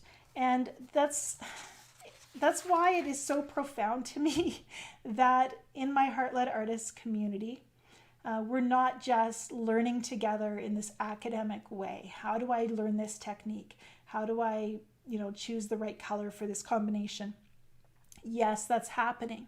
But always underlying the conversations that we have in our community is this idea of allowing everyone there to be where they're at and to be who they are, and recognizing the validity of the journey. And I've loved seeing that happen for the students in my community. I want to tell a couple of stories here, and I'm just trying to find them in my notes here.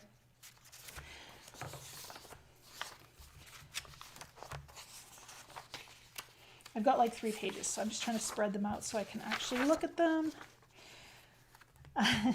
Yeah, Marianne says, if I hadn't joined the Heart-Led Artists community, I would have given up after my first painting didn't turn out.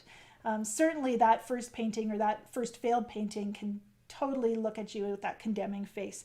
Van Gogh talks about that actually. She says, being part of the Heart-Led Artist community has been the reason I haven't given up and quit. I struggle a lot when my paintings don't turn out.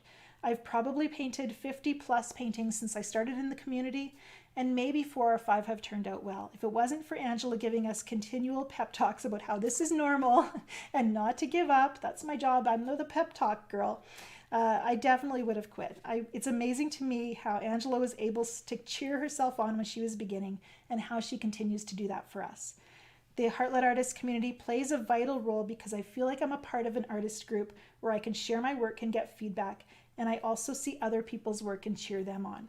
I don't feel isolated anymore. I think that was the worst thing for me since I've been an artist since I was in 7th grade, but I let many years go by when I wasn't happy with my work. There was no one there to encourage me, and I was afraid to keep trying. I want to talk about that for just a second because often we see other artists through social media. And on social media, most of the time we are seeing the finished product. We are seeing people who, have succeeded. Their paintings turned out, and we don't know the struggle that's behind that story. And, I'm so honored by the way the Heart-Led Artist community is willing to just walk through with real honesty and transparency through the journey and the development. And often I've seen artists who are sharing a development of a painting over several days or several weeks, and coming into the community showing this is version number 1, this is version number 5, this is version number 7.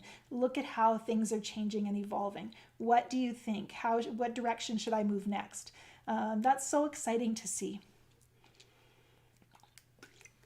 Another member of the community, Sarah, says, my skills are growing every time I try something new or paint along with Angela. I also learn from others in the community.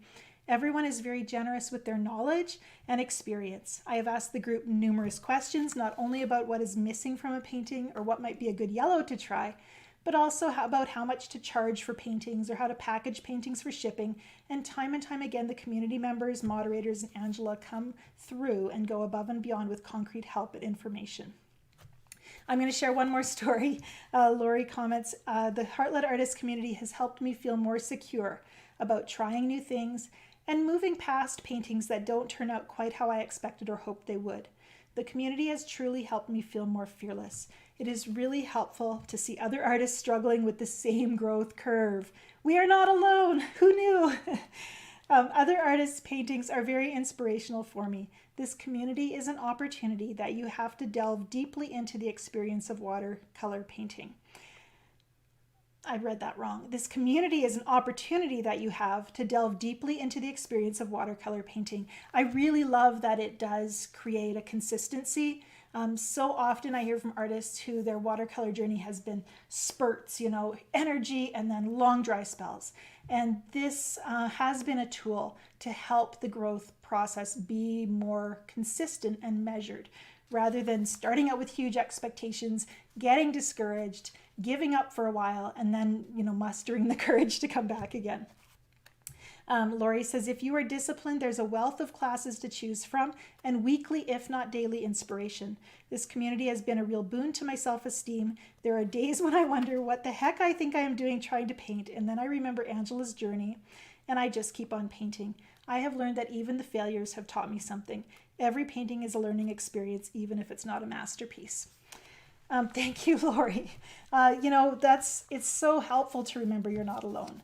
And certainly I can speak for all the artists out there who, we wanted to be prodigies, and we found out we were pretty ordinary, and that our stubbornness got to be the quality that helped us to grow and see real skill and freedom develop over time.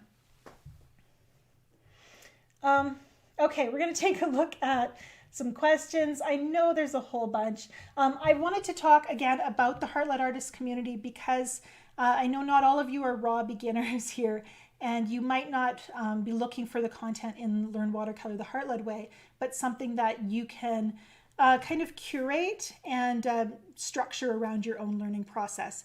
And that's the whole idea of the Heart-Led Artist membership, is that access to those 29 courses gives you the ability to just choose the right lesson for where you're at today, and or move through a course that speaks to you, And there's other artists who are often going through the same course at the same time, and you can talk to them about it in the community. So that's really valuable. The Learn Watercolor the Heart-Led Way course, I should cover this briefly. It is actually included in the Heart-Led Artist Community membership, but we wanted to make it available for you to purchase and own forever if a membership model isn't right for you. Of course, when you're a member of a membership program, you get access to that content only as long as you're a member. When your subscription ends, it all goes away. But I know that not everyone likes that style of kind of renting content, and you'd rather own the lessons in Learn Watercolor the Heart-Led Way and get that free month in the Heart-Led Artist Community. This way, if you're not sure if you could go through the course in a month or 2 months, you have, or however long you plan to be in the community, you have the ability to take your time and really go through the content without feeling pressured to complete it. Also, I've seen many artists, there's many of you who've taken Learn Watercolor the Heart-Led Way in the past, and you're hoping to, or you're planning to go through the content with us again as a refresher. Like I said before, these early techniques, these wet and wet washes, how do I make it simple? These are things I come back to. Really, the content in Learn Watercolor the Heart-Led Way is not just for beginners. I find that I grow as an artist when I review the foundational knowledge that's included in Learn Watercolor the Heart-Led Way. So if you want to own the course forever, you can use the Enroll in Learn Watercolor the Heart-Led Way link that Robin is sharing in the chat and also in the description below the video. If you'd rather be a member of a long-term kind of discipleship through watercolor community and have access to the course content as long as you're a member, you can sign up for the community membership. And there's a link for that in the description below the video as well. We are going to cover more of your questions today. I wanted to remind you as well that we do have that giveaway of the Hahnemühle watercolor blocks and the grand prize of a watercolor gift card or art supply gift card for $200 and a year in the Heart-Led Artist Community. If you enroll in the Heart-Led Artist Community and then win the prize, we will make sure that we will adjust your membership so you can take advantage of that free year in the community. Okay, let's see here. Running out of water, kind of happens at this time of the day. How do you know when your style has arrived? Tracy asks. That's a great question. Maybe I've answered it already in the community, but I feel like my style is never going to have arrived. I don't want to stop is the thing. There's always something new to learn, and there's always a way to, what does Shrek say? I'm an onion, peel back all the layers. I am layered. I am always trying to get to the heart of what I want to say. And every time I think I've done it in a painting, there's a little something more that I want to, that I see that I want to show and share. So there's always this feeling of chasing something that I'm never going to quite grasp. It's lassoing the stars, I'm not sure. But I don't want to think that, okay, this is my style and now I'm done. This is where I'm going to stay. I'm always pushing for the next thing. And sometimes I think, how free is too free? How raw is too raw? How brave is too brave? And so far I haven't found the answer to that yet. I haven't broken through and gone, oh, that was too much and now I need to dial it back. I kind of like being a little too much and, really sharing with more and more freedom all the time who I am in my work. I know a part of that is wanting to, maybe kind of have some assurance about your style. I think that might be the root of a question like that. And, if you think about your style as being that combination of your head, your heart, and your hands, it's not so much a genre or a subject as just allowing yourself to make decisions pretty freely and just strengthening each of those aspects. more freedom from expressing your heart, more skill in implementing technique, stronger decision making by, internalizing some knowledge about artistic composition and so forth. We bring all of that together, and it's all led by letting your heart speak. Arisha says, I have a hard time feeling like I'm wasting supplies and time if I'm not actually selling anything. Any tips with this? Yes, as a professional artist, that is a struggle for a professional artist. We want to be productive. So, it's very easy to feel like every painting should be a potential moneymaker, but I actually try to compartmentalize a lot. I compartmentalize my time. So there are paintings I create as lessons for my students, and there are paintings I create as my own personal development. And anything I sell would come out of, one of those two categories.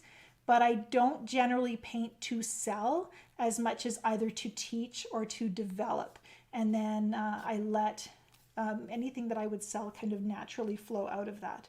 So really recognizing the purpose of my time is for, either my growth or helping others to grow.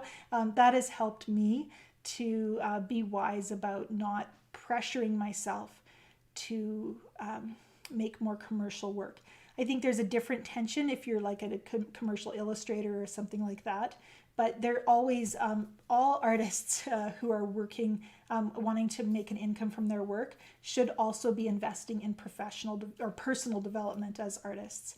And so you need to make time for that. It's really important. And so, maybe that's what you need to tell yourself, and recognize that value will enrich the work you're making commercially. There is a copy of my manifesto in the Heart-Led Artist community. It is something that I've made that students can print that off. I'm not sure if I have it available publicly elsewhere. There's a question about erasing pencil lines through the paint. I very rarely use a pencil when I'm painting. It's very hard to erase pencil through paint. So the best way to deal with that is to draw really, really lightly. Unfortunately, it just seems like, unless someone else has a strategy in the chat, but for me, it seems like once my pencil line is covered with a layer of paint, I'm not going to be able to do much to lift that off, short of darkening the paint to cover it up. Jill, wonderful question. How do you know when you've become an artist? When can you call yourself an artist? Well, I like the comparison to how do you know if you can call yourself a runner? I started running about 9 years ago. I decided I'd always wanted to run. And so I just started. And, it was probably after I realized that I had been able to make it a habit for about a year, showing up and running a few times a week, that I started to own the identity of, I'm a runner. I guess I'm doing this. And it felt pretty good. You have to give yourself permission to be an artist. Not everyone agrees with this. I actually have a blog post about it, and Robin's probably trying to track it down right now. This idea of being an artist is often something we look for other people to give us that label. Certainly as a child growing up, my friends thought I was artistic and liked my art. And yet that wasn't good enough for me when I hit high school and started to think about my future. Having friends and family who thought I was a good artist didn't mean anything. And so then I started thinking about, who is going to call me an artist? Do I need to go to an art gallery and ask for permission from them? Do I need to go to art school in order to call myself an artist? And it was in owning that label for myself. Hey, I'm making art. It might not always be good. It might not always be recognized. Maybe I'm just doing it for myself. But if you make art, you're an artist. And I really believe that that's really where the label comes from, is giving yourself permission to be an artist. There are all kinds of criteria we could try to shoot for to say, well, if you've won this major award, you can be an artist. I don't agree with that. I don't know, what would we say about the cave painters if, were they artists? Because I don't think they had national galleries back then or, major awards. It was people making art for that desire to express themselves visually. And that's all that's required. Great questions. For the deep well palette, does a 15 milliliter tube fill up the well? I believe it does. Personally, I don't usually like to fill it full. It takes a really long time for the paint to dry that way. And it kind of gets a skin on top and is soupy underneath, and it's hard to work with. So I tend to only fill it maybe a third of the way. Kizzy Cat's asking about mentors. How do you find a mentor? I should hesitate perhaps to use the word mentor because I think often we think about mentorship programs or, knocking on someone's door and asking for their mentorship. The mentorship I have experienced, the mentors I call my mentors, they have mentored me through their books and writings. They have mentored me through their visual example and occasionally for my being able to attend one of their workshops. I have not been able to experience a one-on-one mentorship where I would actually ask someone to mentor me and critique my work and to give me, specific personal direction. And I actually think it's a good thing because I'm able to kind of curate the mentorship that I've experienced. And that's been really beneficial for me. It would be very easy to look at a mentor as someone who has all your answers and you just go to them with the question and problem you're struggling with and they just know. We don't get that kind of certainty. Any artist you are admiring right now, I would say the majority of them, they're out there with a lot of questions and unknowns, starting a painting with how do I paint this? I don't know if this is going to turn out. Setting goals they don't know if they can achieve. We have more questions, even though we have, found a few answers and we've grown our skills. Really to live as an artist is to work in the unknown. And so mentorship is more of a leading by example than actually getting answers. That's why in my manifesto, I don't know if you noticed, one of the descriptions was that I seek mentors and not gurus. I want someone who isn't up there with all the answers to just pass down the commandments and laws for art, but someone who empowers me to seek my own and to structure my own journey.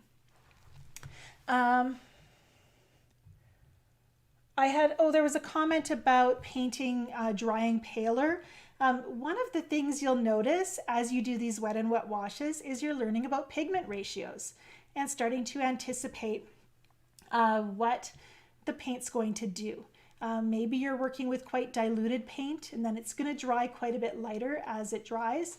If you're working with quite saturated paint, it might dry almost as dark as it goes down the paper, but it might not move as much. And so, this is part of the watercolor journey, is letting those wet and wet washes teach you, not just by observing how they flow during the process, but what they look like when you come back to the painting.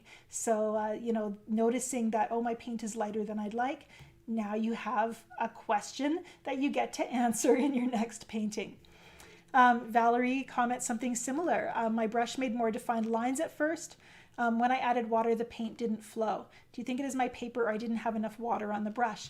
Again, these are questions you get to answer in the next wash. Try working with wetter paper or a wetter brush. See what it does. Every painting gets to answer a question you're asking from the previous painting.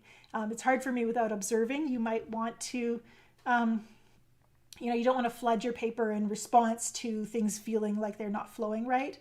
But definitely if you're working with that cellulose blend paper, that might be part of your issue, is that the paint just doesn't want to flow because it does tend to be a bit more passive on that cellulose blend.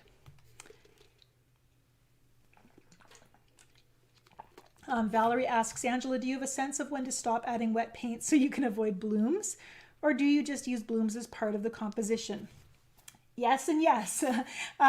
As you do these wet and wet explorations or the mark making exercise with the spray bottle, you're going to notice that the paint does different things at different drying stages. And then once you notice that, you get some freedom to figure out how you're going to use that or avoid it in future paintings. One thing you'll notice is that I would use a paper towel to blot the edge of my paper as the water would pool there. That's a really good way to avoid blooms on the edge of the page. And definitely as the painting starts to lose its sheen, and this is something we talk about in Learn Watercolor the Heart-Led Way, you'll start to see that when the painting loses its sheen, you start to get more likelihood of watermarks. Margot says, do you need to worry about the value of the colors with watercolor and having a dominant value? We talk about value studies in Learn Watercolor the Heart-Led Way. I do look for ways to add contrasts in my painting and looking for patterns of light and dark. So looking for those patterns of light and dark is a way of working with value and having a nice balance of, dominance and secondary kind of values. So it's definitely a part of the process, yes. Excuse me. Andy asks, do you think that using paint fresh from the tube can be more vibrant, brighter, and more saturated than reviving dry paint from the palette? That's a great question. Yes. and here's why I don't do it. I find that because I paint quite often, the paint in my little palette wells stays kind of semi-moist, if that's a good way to describe it. It doesn't, I just tapped my lip and now I'm worried I have paint on my hands. I don't, but watercolor is a pretty clean medium. It's amazing actually. But the paint is semi-moist in the palette because I paint fairly often and I do try to keep my palette covered when I'm not using it. And so then I'm able to get a pretty rich saturation of color. The reason I don't use my paint straight from the tube, there's a couple of things. One is that I'm not very good at judging paint proportions and only squeezing out what I'm going to use. It is unbearable for me to squeeze out not enough color and then be in the middle of a painting and have to find that tube and mess with that tiny little lid and, try to get more paint again.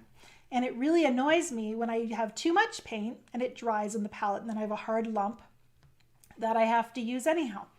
So that's one reason I don't use my paint fresh from the tube. The other reason is that my brush, which is beautifully plump, if I'm using fresh pigment, my throat is getting a tickle.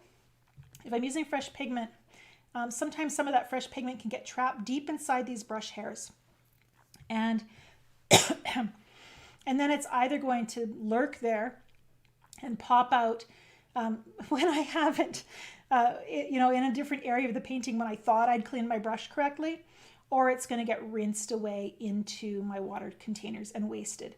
I feel like I often will end up with more paint on my brush than I need if I'm using fresh pigment, and then it just ends up in my water and I can't use it. So I feel like I have more control over how much pigment's on my brush and I waste less paint because I'm squeezing it into my tubes. That's my personal feeling. There are artists who do use their paint fresh from the tube, and I don't know, they've figured out some way to compensate for the little dried lumps that are left behind or whatever.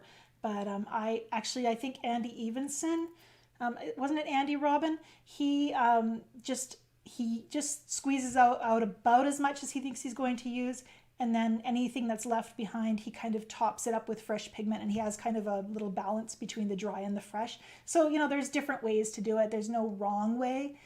There's just what you prefer for your painting style.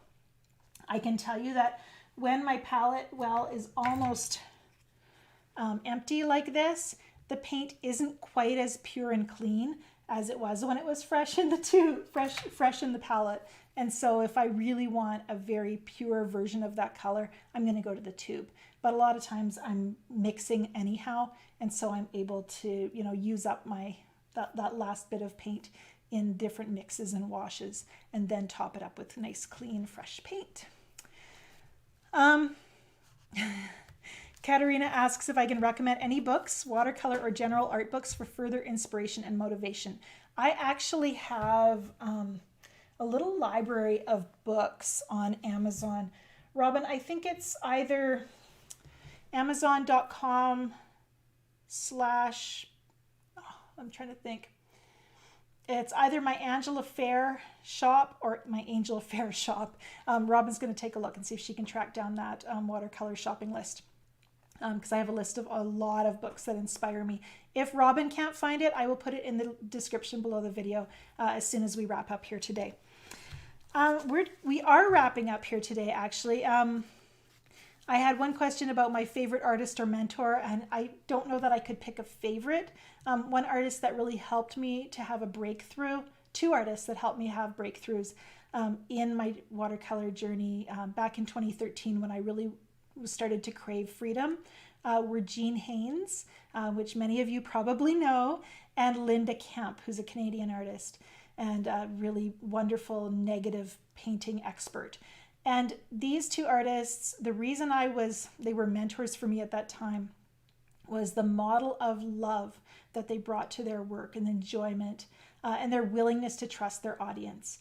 I really saw in their work how they loved the medium and trusted their viewers to see in their more abstracted shapes just beautiful things and interpret their subject. And that was really special.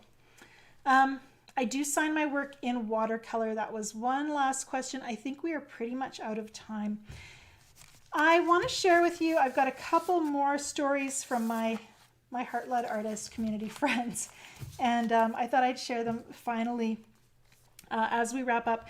I want to encourage you, if you have a question I haven't answered, I know there was a number of questions about or comments about struggles you've been having, and I'm going to address some of those in future YouTube videos. If you have a question that I haven't been able to respond to, please do leave it in the comments or send me an email. And I want to remind you to enter the Hahnemühle watercolor giveaway. You'll also be entered for the grand prize if you were able to enter both days. And we will send out an email with announcing the winners by Friday. Yeah, I want to hear from you. So do comment on this video even after it's ended and let me know what your reaction is. How are you feeling right now? Are you a little encouraged? Is it okay that you're right where you're at in your watercolor journey? You might not be where you want to be, but where you are is a really good place. It's positioning you to get there. And I just want to encourage you with that. Sandra comments about her journey and how it has changed since she joined the Heart-Led Artist community. She says, I'm more fearless in my approach. Seeing how others tackle subjects or ideas sparks inspiration for me to try new things. I like having a non-judgmental place to share my discoveries. Everyone here is so supportive and encouraging. This is a happy place for me. Being a part of a creative community sparks a level of creative energy that triggers bigger leaps of fun and learning. She says, join the community. You will thank yourself over and over. This has been the best gift I have ever given to myself. And I'm humbled by that. My original vision to create this membership was to offer a place for people to source, all of these courses. And also, though, to bring you together. I have met so many wonderful people through watercolor. I just really believe that watercolor people are the best people. You're compassionate, you're giving, you're so willing to be generous with each other. And I wanted to not just interact with you myself personally through the emails and the online lessons, but to have a place for you to get to know each other. And it's been such a privilege to see that happen over the last 2.5, 3 years. So thank you for that. If you want to be a part of the Heart-Led Artist community, I know it's not for everyone, but it is a wonderful place to help you feel supported and encouraged in your learning process and to access that host of online content that can help you structure your growth in technique and composition and all of those things that will make your art stronger. Robin has shared the link in the description below the video and in the chat, so make sure you take a look. It's got a more thorough description of the different courses that are there. Maybe one will pique your interest. You can also trial the Heart-Led Artist community for a month because you get a month of access to the community when you purchase Learn Watercolor the Heart-Led Way. And so all of that, we had a plan. We're implementing our plan to help hopefully empower you to be more encouraged in your journey, to help to create a structure that can help you become your own favorite artist and give you the freedom to accept where you're at and set a direction to really for you to express yourself with authenticity and truth, supported by your core values as they lead your work and your life. So thank you for joining me, everyone. Like I said, I'm going to be back on YouTube talking about some of these struggles that are really universal to artists. It's so meaningful to me to talk about that because, if we're not encouraged, we're not going to paint. And if we're not going to paint, we're not going to get better. So it all kind of fits together, and it's kind of just the way it is. We want to stay encouraged, first of all, so that we can continue to show up into the studio or the corner of the couch or the end of the dining room table and grow. So thank you for being a part of today's session. Again, watch your email. We'll be following up with links to resources that will help you and the announcement of those giveaway winners. So thanks for being here today. Happy painting. Make your painting a happy place. And do tag me on social media if you're creating work inspired by today's lesson. Hashtag Angela Fair Tutorials. Angela Fair Bootcamp, I think, is one as well that will work, or just Angela Fair, that works too. And, we can continue my mission to have the whole world know how to spell the last name Fair. Thanks, everyone. Have a great day.